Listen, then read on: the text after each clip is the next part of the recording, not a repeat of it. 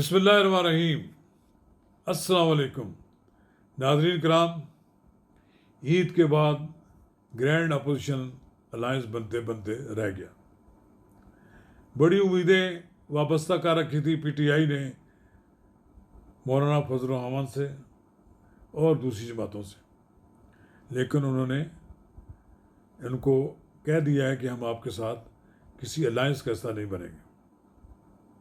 इसका ऐलान से ग्रैंड अलायंस बनने का ख्वाब आपको शर्मिंदा ताबीर नहीं होगा।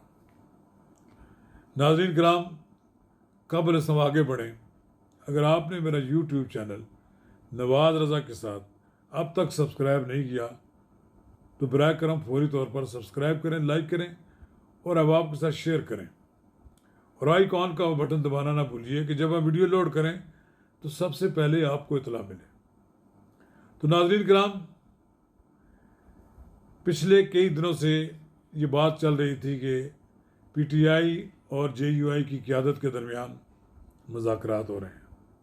मौलाना फजल रहमान ने कुछ शराइत भी पेश की थी, पीटीआई ने वो शराइत पूरी नहीं की और उसके बाद पीटीआई की ख्वाहिश थी कि मौलाना फजल रहमान की क़यादत में वो तहरीक चलाएं और इस तहरीक के नतीजे में इमरान खान रिहाई हासिल कर लें। लेकिन मैंने बहुत पहले भी ये कहा था कि डे टू डे तो उनके साथ तावन हो सकता है। आज कोई बात होती है किसी मसले पे तो ये अपोजिशन की जमातें आपस में इकट्ठी हो सकती है, किसी इशू पे इकट्ठी हो सकती है, लेकिन हुकूमत गिराने के लिए मौलाना फजल रहमान इकट्ठे नहीं होंगे। हालांकि उनको मौजूदा हुकूमत से शिकायत भी हैं, वो इसको तस्लीम भी नहीं करते, लेकिन ये किसी सूरत में मुमकिन नहीं है कि मौलाना फजल रहमान इमरान खान की रिहाई के लिए अपने कारकुनों की कुर्बानियाँ दें। मौलाना फजल रहमान सब कुछ कर सकते हैं, लेकिन इमरान खान की रिहाई के लिए कोई तहरीक नहीं चलाएंगे। वो मौजूदा हुकूमत से नाला भी होंगे, मौजूदा हुकूमत को पसंद भी नहीं करते होंगे, लेकिन एक लिमिट है। मौलाना फजल रहमान को इमरान खान का वो ज़माना याद है जो कुछ वो उनको रगेते रहे। अब एक असूली मौक़िफ़ तो उन्होंने अख्तियार किया है कि सियासी कैदियों को रहा कर दिया जाए और वो मौजूदा हुकूमत पर तनकीद भी करते हैं, लेकिन मौलाना फजल रहमान की अपनी सियासत है। मौलाना फजल रहमान कभी घाटे का सौदा नहीं करते। घाटे से मुराद ये है कि रिहाई के लिए तो वो जनाब इमरान खान को बाहर लाने के लिए कोशिश करते रहें, जब वो रहा हो जाए तो फिर इमरान खान आंखें बदल लें और सारा मेला वो लूट कर चले जाएं, ये तो हो नहीं सकता। इसलिए खान साहब को अब ये कोई उम्मीद नहीं रखनी चाहिए कि मौलाना फजल रहमान उनके काम आएंगे।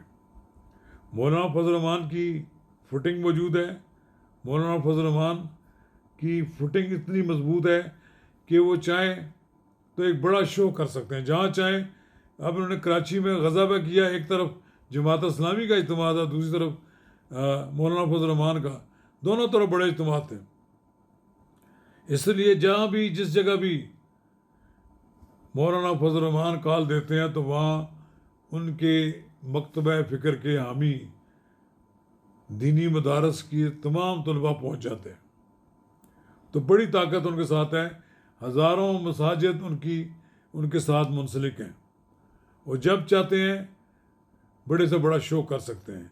इसलिए मौलाना फजल रहमान के पास एक स्ट्रीट पावर है। अब इस स्ट्रीट पावर को वो क्या इमरान खान के लिए इस्तेमाल करेंगे? नहीं, कभी नहीं होगा। अभी फ़िलहाल तो वो इस हद तक तो ठीक है, अपोजिशन कर रहे हैं और अपोजिशन में अपना किरदार भी अदा कर रहे हैं। मुझे नहीं लगता कि खान साहब के लिए वो फौरी तौर पर तैयार हो जाएं। और फिर ये टाइम फिश भी है। हमारे दोस्त महमूद खान अचकज़ई क्या तहरीक चलाएंगे? सिर्फ तकरीरें तो कर सकते हैं और उसके बाद हुआ भी कुछ नहीं। वो जो उन्होंने तहरीक तहफ़्फ़ुज़ आइन बनाया था वो भी कुछ नहीं हुआ उसका। और अब ये क्या अलायंस बनाएंगे? जमात इस्लामी अपनी अलग पावर शो कर रही है और जमीयत उलमा इस्लाम अलग कर रही है। उन जितने बड़े इज्तिमा तो अभी तक पीटीआई भी नहीं कर सकी है। हालांकि पीटीआई की ये दावा है कि उनके साथ मुल्क में अक्सरियत है और बहुत ज़्यादा लोग उनको सपोर्ट करते हैं। इसमें शक तो कोई नहीं कि इमरान खान एक पॉपुलर लीडर है, लेकिन वो ऐसी मकबूलियत का क्या फ़ायदा जिसके नतीजे में ना तो वो बाहर आ सकते हैं और ना ही उनकी जमात को इतनी ताकत मिल सकती है कि जो उनको बाहर निकालने में मदद दे। मेरा ख्याल ये है कि खान साहब को अब मौलाना फजल रहमान से कोई उम्मीद वाबस्ता नहीं करनी चाहिए। मौलाना फजल रहमान अपनी मर्ज़ी की सियासत करेंगे। वो सियासत में जो कुछ उनके साथ केपीके में हुआ, उन्हें मालूम है कि केपीके में जिस तरह यहाँ 47 का बड़ा चर्चा है ना, तो वहाँ भी 47 के तहत पीटीआई को जिताया गया। वो जो पीटीआई को सीटें मिली हैं उसमें मौलाना फजल रहमान का नुकसान किया गया। मौलाना फजल रहमान केपीके में एक बड़ी ताकत है, आप उनको नज़रअंदाज नहीं कर सकते। ये नेचुरल इताअत तो होना चाहिए था इनका पीपल्स पार्टी मुस्लिम लीग से, लेकिन कोई इनके साथ ताद नहीं हो सका उनका। ये अकेले लड़ते रहे वहाँ पीटीआई से, और पीटीआई ने जिस तरह वहाँ केपीके में लैंडस्लाइड विक्ट्री ली है, उसके पीछे बड़ी लूटमार है और बड़ी धांधलियाँ हैं। और अभी हज़ारे में खुलने वाला है हल्का उमर अयूब का, आपको पता लग जाएगा कि कितने जाली वोट पड़े हैं, क्या कुछ हुआ है वहाँ। ये सारी चीज़ें सामने आ जाएंगी और मैं ये समझता हूँ कि आने वाले दिनों में पीटीआई को अपने ताकत का मुजाहरा करने के लिए अपने लोगों को मुतहर्रिक करना चाहिए और दीगर जो जमातें हैं वो भी अपने कारकुनों को मुतहर्रिक करें और जमहूरियत की खैर मनाएं और जमहूरियत को चलते रहना चाहिए।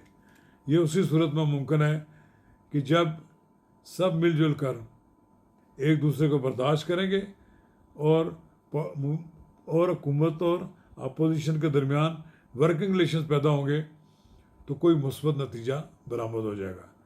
वरना हुकूमत गिराने में तो 1 साल गुजर गया पीटीआई का, अब अगले साल में देखें वो क्या तीर चलाती है। मुझे तो नहीं नज़र आता कि मौजूदा हुकूमत को कोई पार्टी गिरा सकेगी। ये मजबूती से कायम रहेगी और इसे गिराने की तमाम कोशिशें नाकाम होगी। शुक्रिया।